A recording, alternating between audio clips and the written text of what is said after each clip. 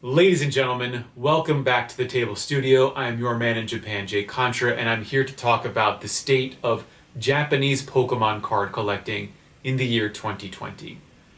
Now, I can't talk about any one thing specifically in this video because there's so much happening within the greater market as a whole, both in terms of Japanese cards in Japan and internationally.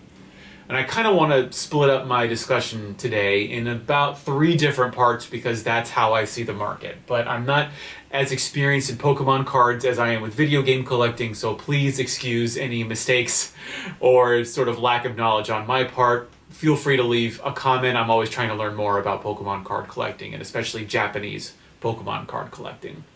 I want to start out with maybe what's going to be relevant to a lot of people visiting Japan, or even just buying Japanese cards, is sort of the first series of Pokemon cards, which I don't know if this is official or not, but at least according to the Wikipedias I see in Japan, the first series of Pokemon cards are generally considered to be what was released from base set up until, what was this, whatever the set was before the Neo series. And I guess the last one, would have been Gym 2 or Gym Challenge, whichever you want to call it. Now, there's actually a lot of great sets, and especially the vending sets. It's probably the best set of all of Pokemon cards. It's a Japan exclusive. I think some of the art was eventually reprinted as promo cards in English. However, I believe that most, if not all of the art, is unique to this particular set. I'll talk about that set in a second because it's very special and it's also very expensive.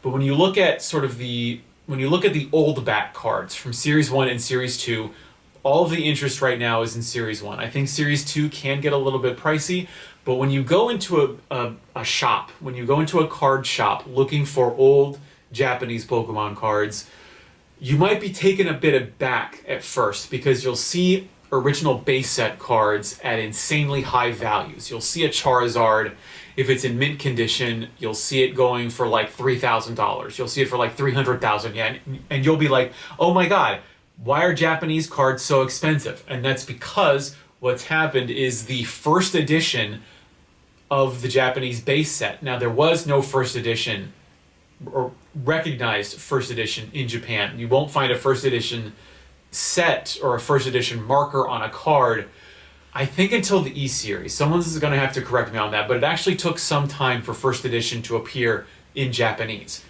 When you go into a card shop and you see expensive base set cards, it's because those do not have a rarity symbol on the bottom right corner. Now, if they're a base set card without a rarity symbol in the bottom right corner, that means they are the first edition, the first printing of base set here in Japan, and those command very high prices.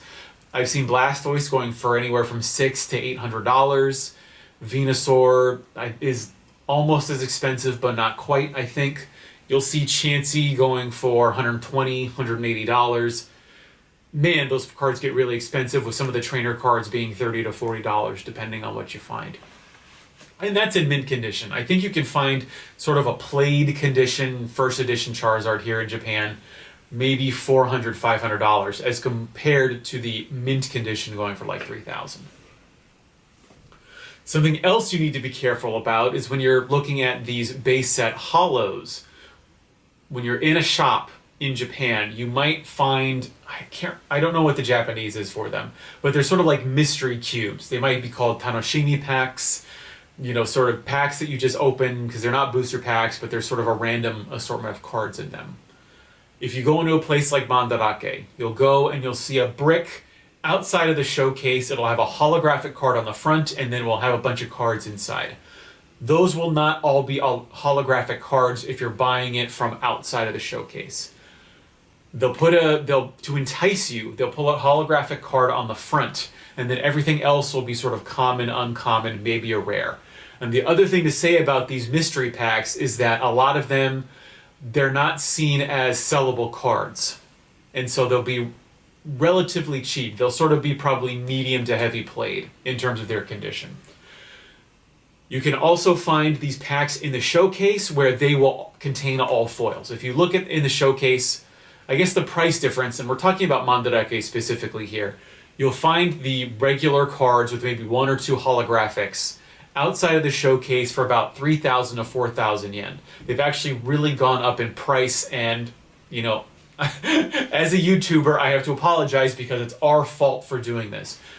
You go to Japan, or when you watch YouTube and you see like Unlisted Leaf or Max Mofo, they were the ones who really pioneered this. They were taking $20 or $30 mystery bricks and showing you what I frankly thought were inflated values, because the cards you were pulling from these mystery bricks, yes, maybe if you were to buy them in Japan, they would be anywhere from $3 to $5 for a holo, but that's if they were in mint condition, and you're not getting those in mystery packs.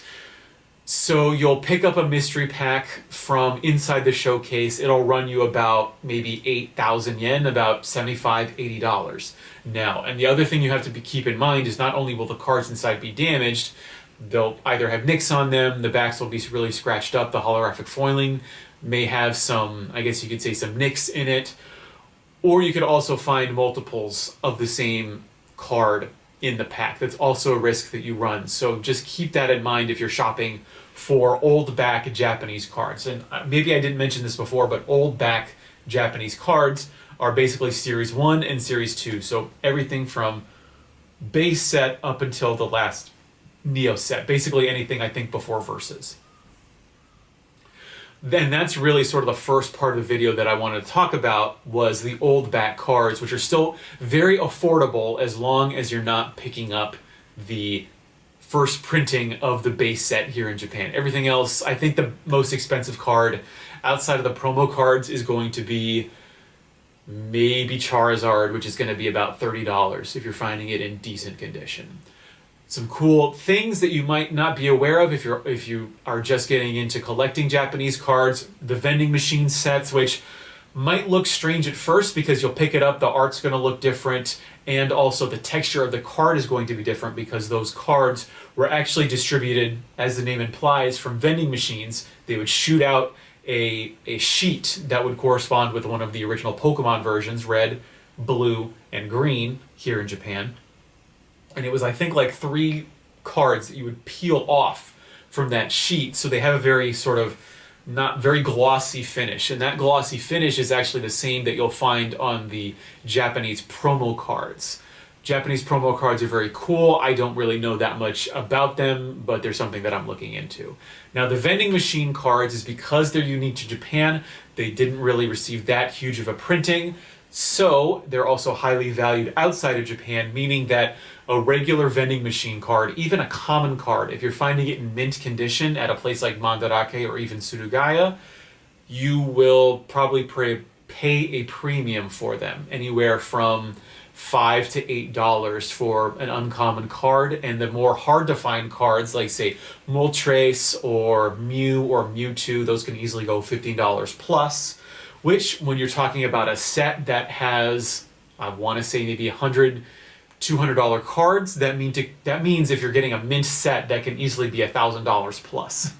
Something else I should note is that when you go to Mandarake and you're looking for these older cards, you will sometimes find a collection of those cards that may be missing a few cards, but that can be a cheap way to sort of fill out your collection, because you might find a brick of, say, Neo Destiny cards. It may be $100, but if they're in good condition, that can be very worth it if you know that brick has 30 to 40 cards in it. And I mean that as a set-specific brick. It's not a mystery brick. They will tell you what cards are in that brick as well as what cards are missing, and they will have a very explicit price for that particular brick.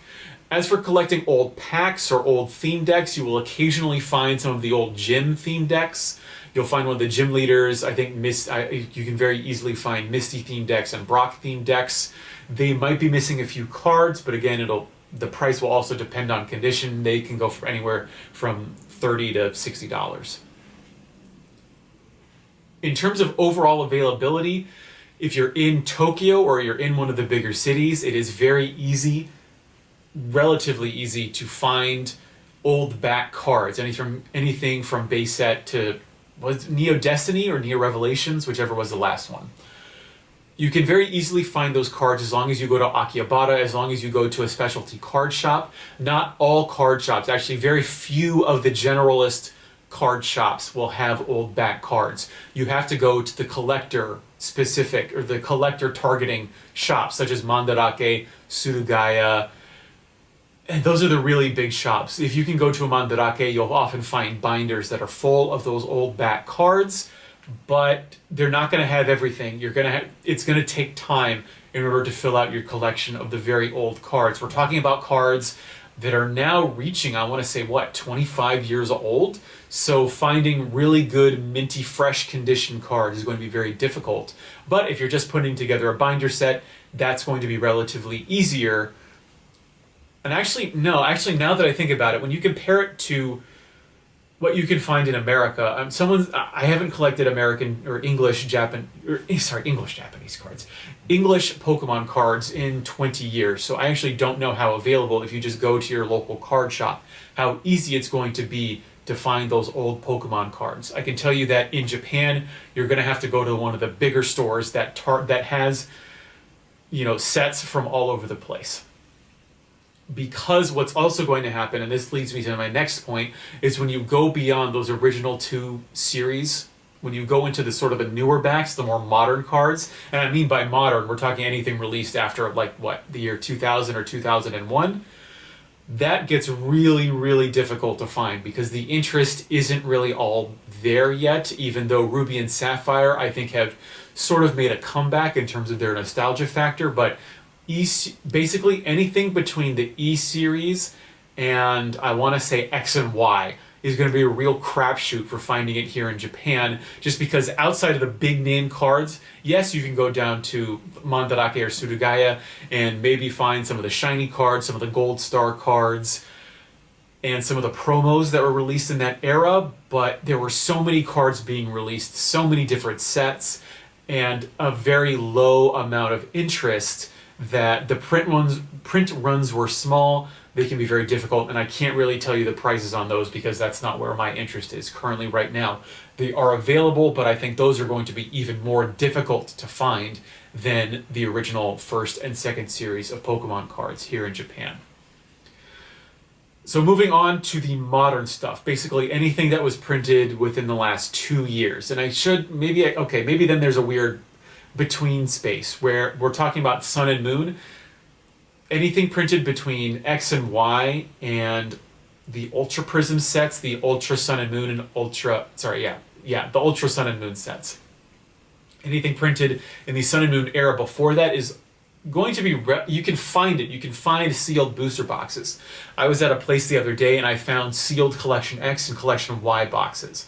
But aside from that, it's very hard to find recent-ish sealed product. I don't know what happens to it. I don't know if someone's sitting on it or if it just got sold out and people open the boxes and it's just not available anymore.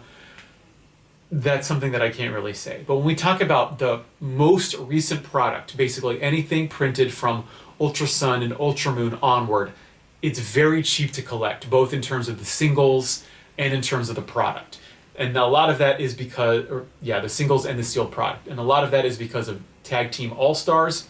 This reduced the price on a lot of singles because they received reprints. And also keep in mind that when you're talking about the differential between sealed product and the single cards released before Ultra Sun and Ultra Moon, it's going to be a lot easier and a lot cheaper to buy the single cards because those are the cards that will have rotated out from Pokemon Standard. And the sealed product will be very expensive. Like you'll talk about, I think Collection Sun or it's Collection Moon, those boxes can go for $400 plus because of the rare Lilia card that's in it. Otherwise, all of the other cards in that set, aside from Lilia, are dirt cheap. Even the the secret rares or the super rare cards, those are going to be relatively cheap because no one wants them to play. People are only going to want those to collect.